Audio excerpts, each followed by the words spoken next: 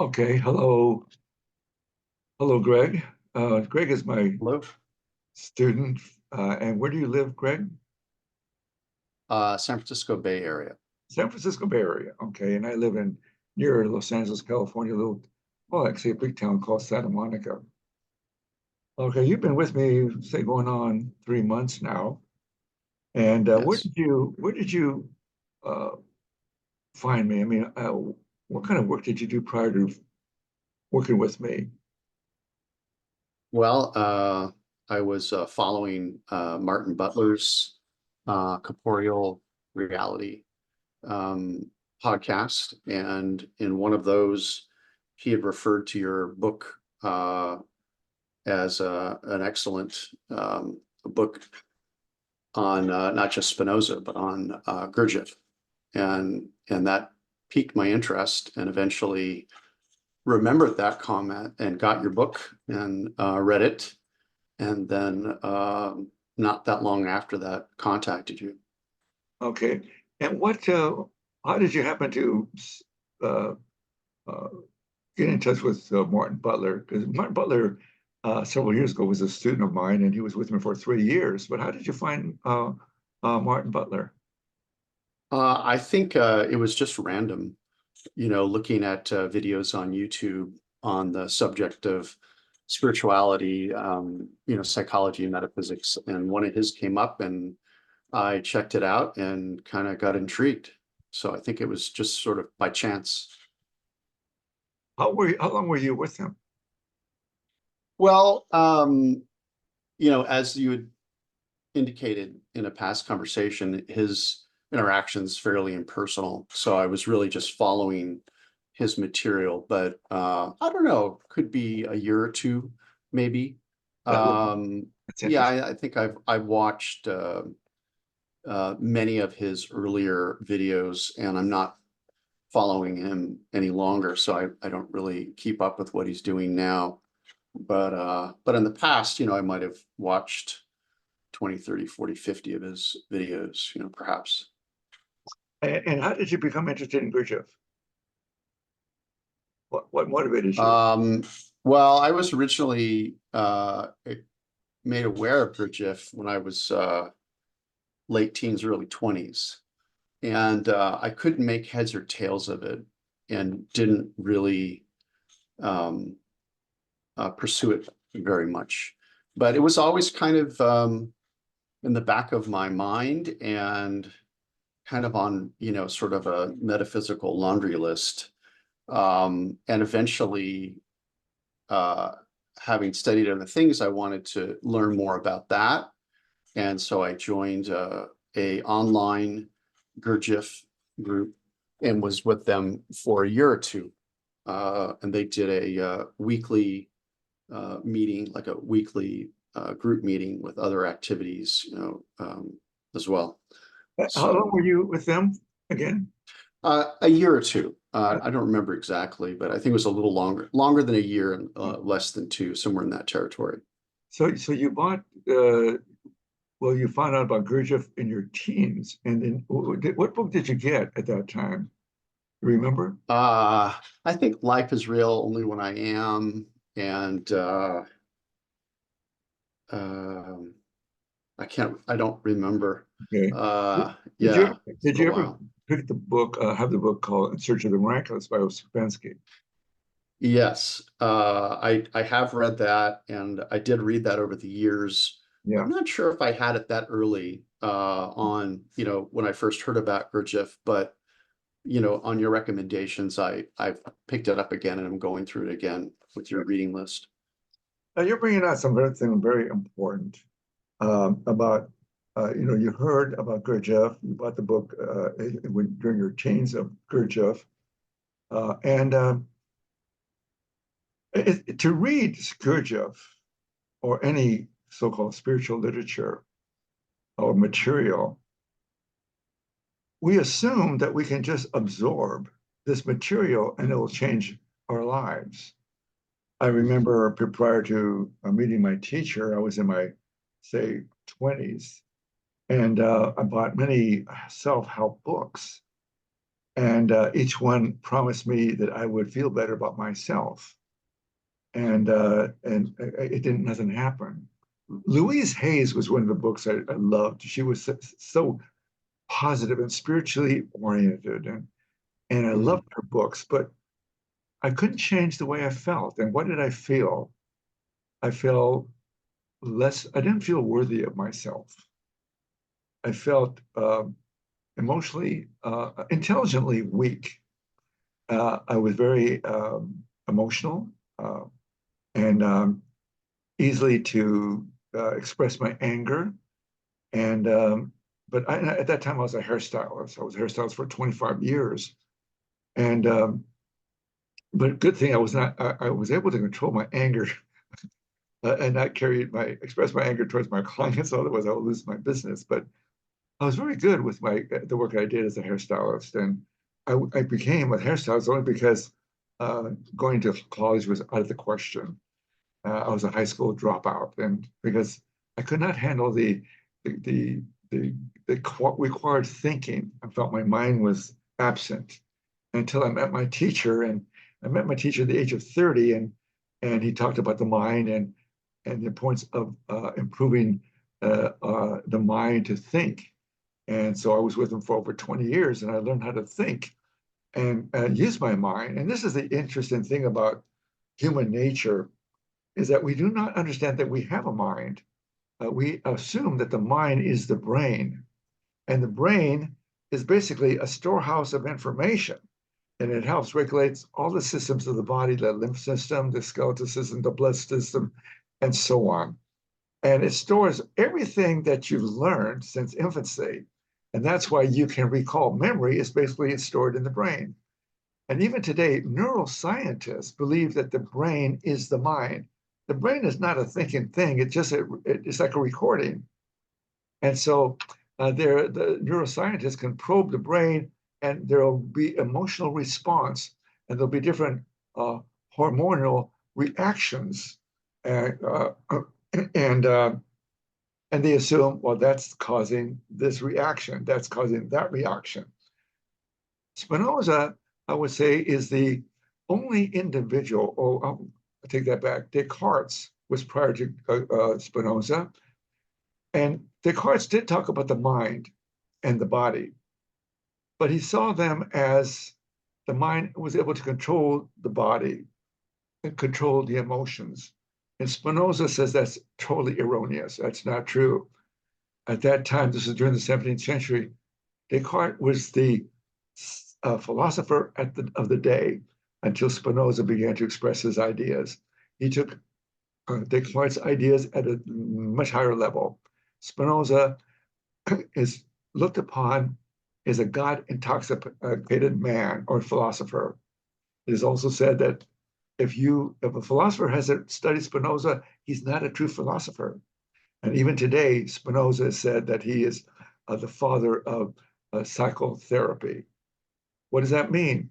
If you ever study the ethics, again, you cannot study anything on your own. And some of you might react to what I'm saying. You're studying and you read and you memorize and you think you understand. That's why you cannot change just by reading material. When I met my teacher, I had to believe I had a mind. And I cursed God for not giving me a mind because my siblings were much smarter. They were, say, B's and A students in high school, and I was D and F student in high school. Now, so I didn't think I had a mind. I didn't know what a mind was until my teacher began to explain the mind, the nature of the mind. The mind is a thinking thing. However, to come to clarity, the mind is capable of come to clear ideas.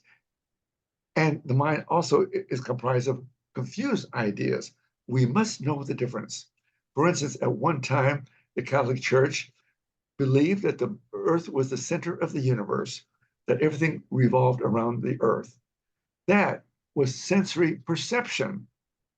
Spinoza calls that there are levels of perception. The lowest level of knowledge is the lowest level of perception. Hearsay, you hear information and you believe it, and you see things and you believe what you see. The second level of knowledge is called reason, rational thinking, seeing how things are put together, how things are made. This is a level of mathematics and science. That's great. You can put men on the moon, and we're going to Mars and travel. And there are many individuals like Elon Musk, Albert Einstein, all these at the level of rational thinking, reason, engineer physics, engineer types. And they see the cause and effects of things at a certain level, but they do not understand the whole nature of things. Spinoza says there are three levels of knowledge. Hearsay and experience is the lowest, and that's where the most of humanity lives by. That's where wars are, say, triggered by emotions and sensory perception and hearsay information. Reason is a second level of knowledge, and the highest level of knowledge is intuition.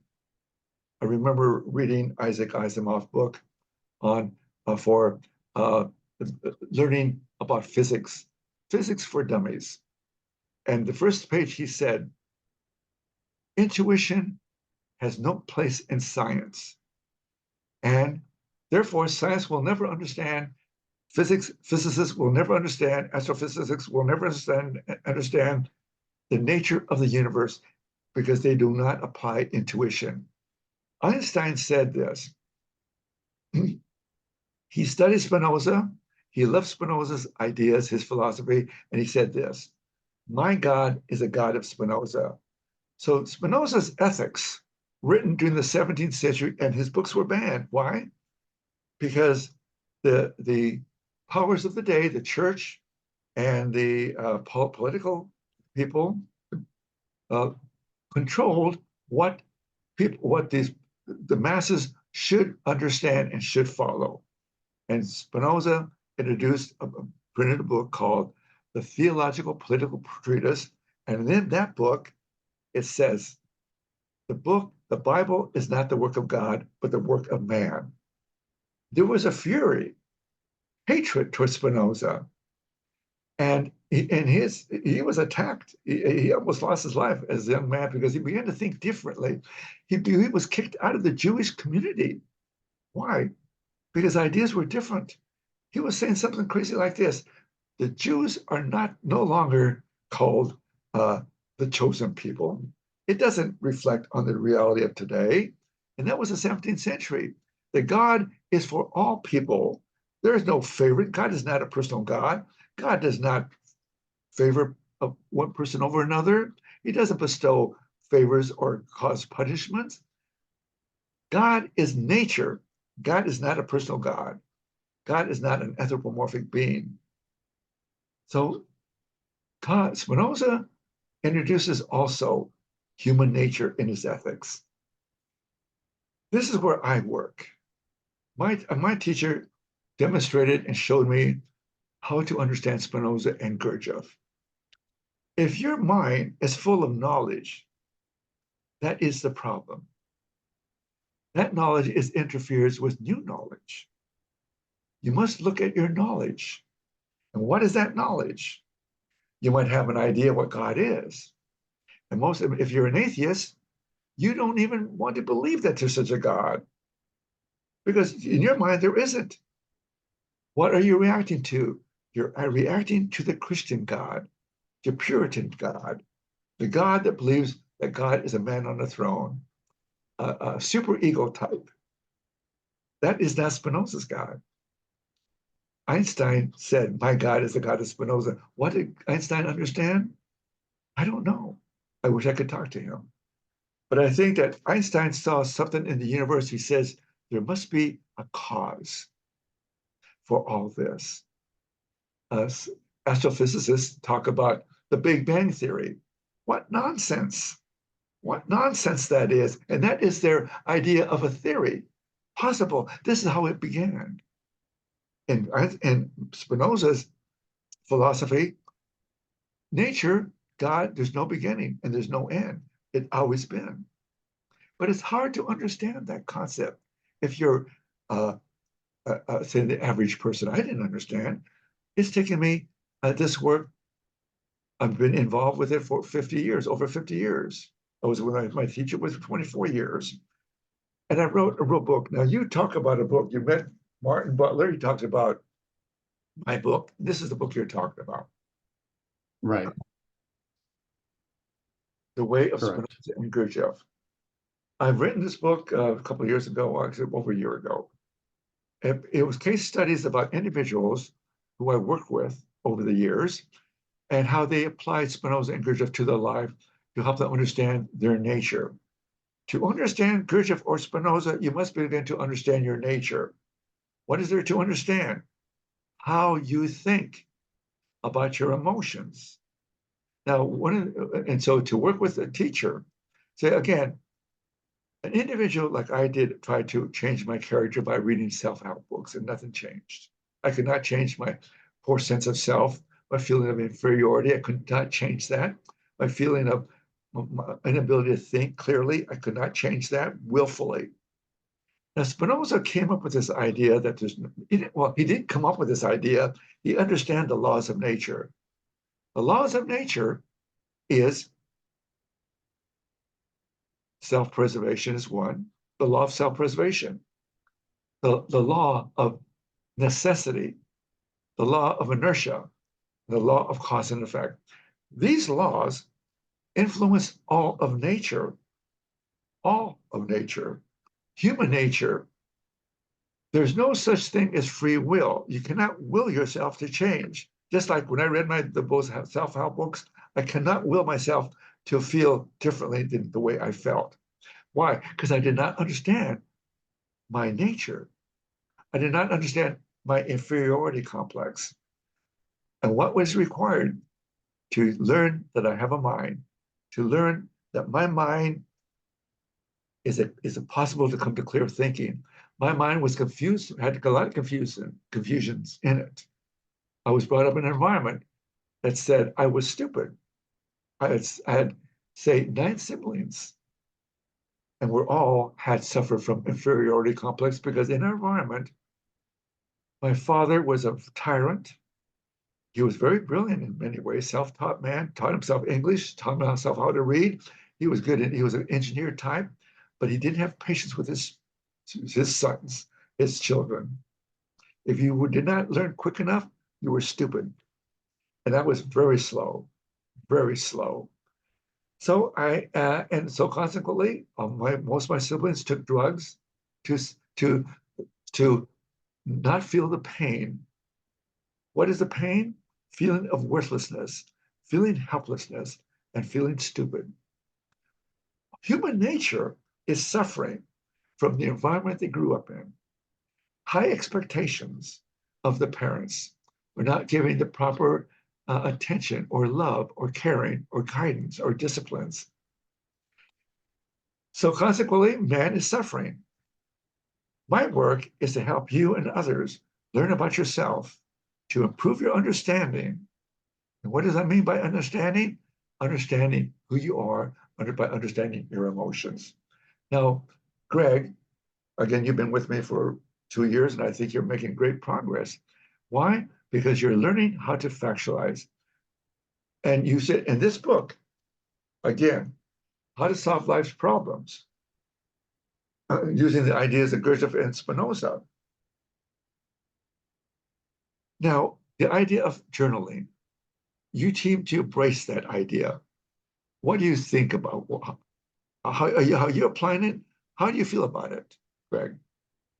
Well, I'm thinking about something you'd said earlier, how in just accumulating knowledge, there isn't a development or change in character.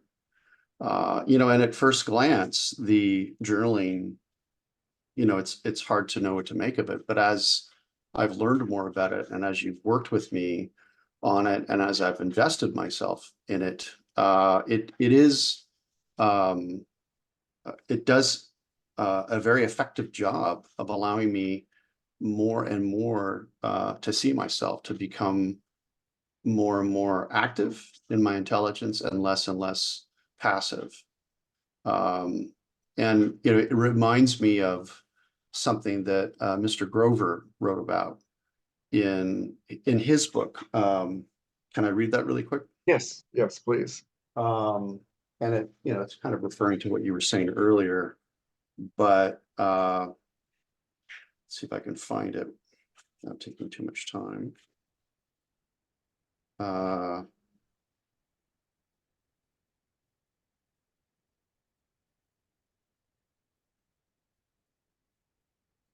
Well, he refers to, I'm not finding the exact passage, but he refers to it's a law of nature that when you when you observe yourself, you can't will this change, but through a capacity to begin to observe yourself in a non-judgmental way, which is just another passive experience.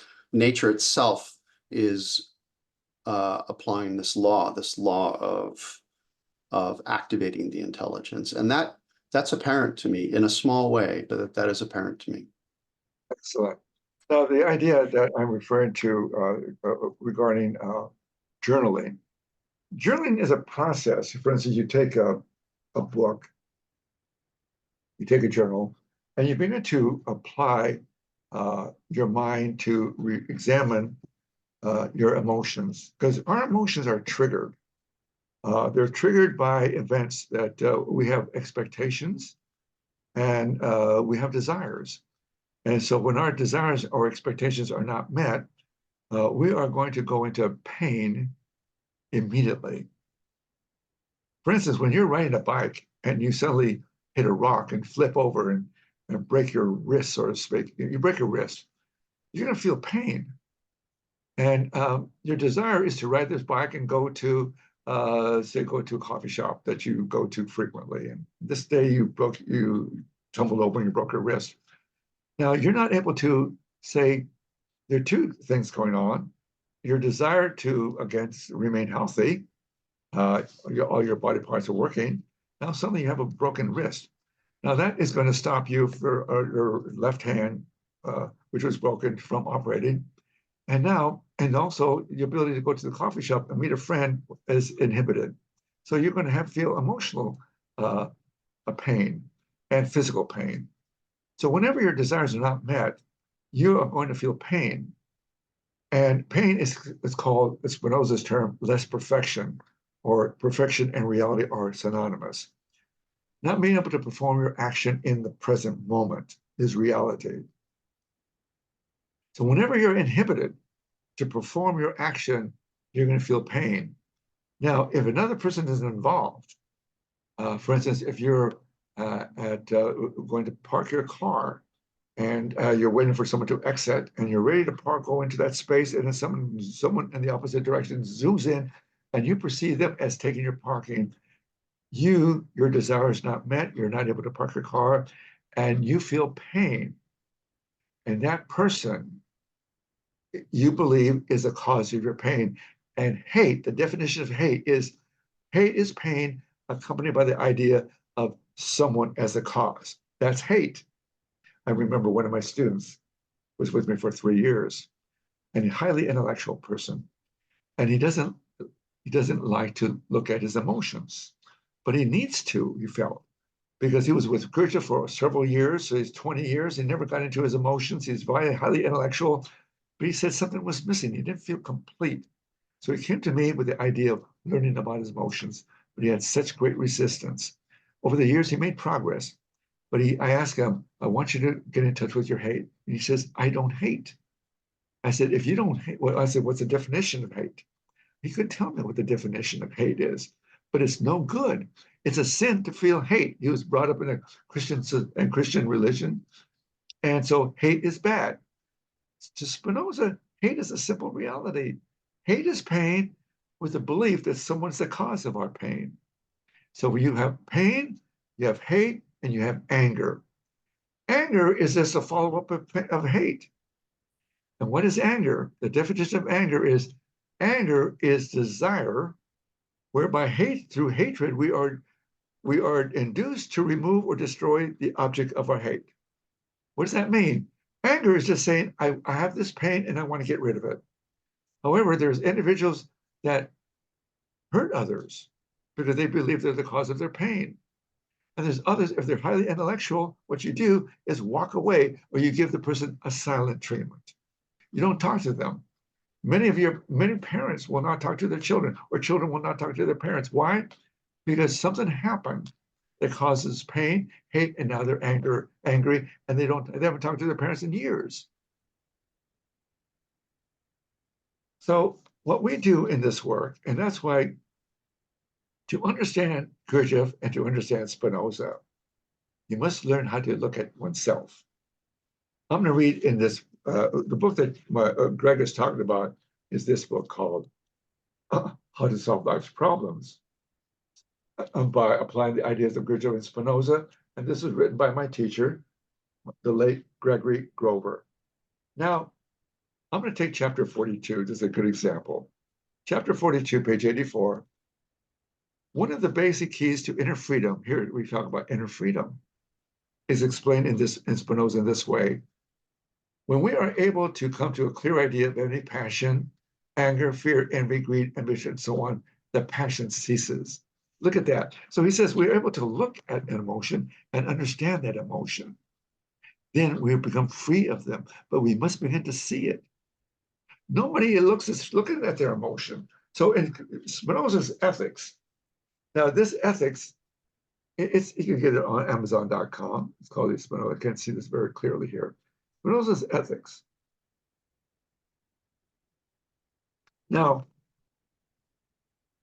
to understand Spinoza, most people try to understand Spinoza's God, which is ridiculous. You can understand Spinoza's God, and because you're full of your own idea, your own perception of what God is. Now, I got to notice running out of time. Now I'm going to have to stop this. So what I'm going to do here is stop this meeting. I'm going to have to continue these videos in the future with Greg. And Greg, to me, has been a fantastic student. He's learned quickly. I would say he's one of the most advanced students I've been working with, and have been some very good students. Martin Butler is another student I work with, and now he has his own podcast. And he's doing quite well. He has over 4,000 followers. But I look for individuals who are interested one-to-one study. So join me in the future. If you have a comment or a question, please send me a comment. Thank you very much for listening. Bye-bye for now. Thank you, Greg. Thank you. Bye-bye.